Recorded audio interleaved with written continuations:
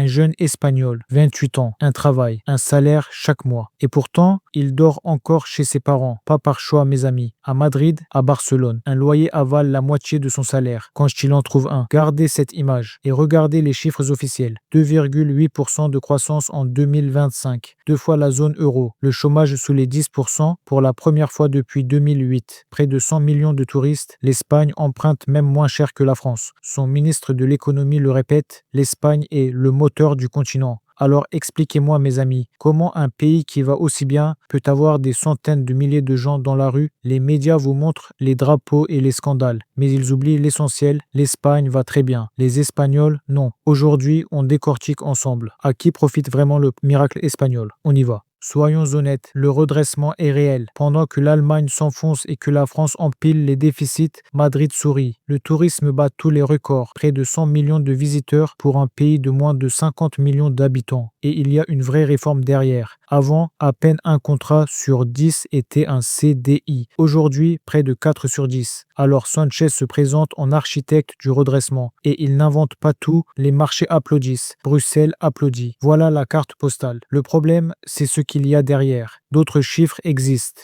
ceux dont on parle moins. Le premier, le logement, la pire crise de l'histoire du pays. Les prix ont bondi de plus de 10% en un an, et bien plus dans les grandes villes. Des quartiers entiers absorbés par le tourisme et la location courte durée. Les habitants repoussés vers la périphérie. Il manque 700 000 logements. Le gouvernement a sorti un plan de 7 milliards d'euros, sauf que les salaires n'ont pas suivi et qu'on ne rattrape pas 10 ans de retard avec un décret. Deuxième oubli, les jeunes. La croissance ne les atteint pas. Près d'un jeune sur 4 est au chômage. L'un des taux les plus élevés d'Europe. 20 ans, des terrasses bondées partout autour de vous. Une économie florissante et ni contrat stable, ni logement. Troisième élément, le tourisme. Il fait briller les statistiques. Mais 100 millions de visiteurs, ça laisse des traces. Les loyers grimpent, la vie locale s'efface. Depuis 2 ans, les manifestations anti-tourisme se multiplient. Vous voyez le tableau, mes amis? La croissance est là, mais elle profite surtout à ceux qui ne vivent pas en Espagne. Et Sanchez, me direz-vous? Et les scandales réels, eux aussi. Son frère, son épouse, un ancien ministre, un ancien chef du gouvernement. Tous visés par la justice. En mai 2026, la garde civile entre au siège du Parti socialiste. Sanchez tient bon. Complot, propagande de droite. Et il se représentera en 2027. Mais comprenez bien, le scandale n'est pas la cause de la colère, il est l'allumette. Le vrai problème, c'est la fracture. Une croissance pour les statistiques, une vie chère pour les gens, un premier ministre sans majorité, sans budget, qui gouverne dans le vide. Sanchez a réussi l'exploit d'unir dans la même colère des gens qui n'ont rien en commun.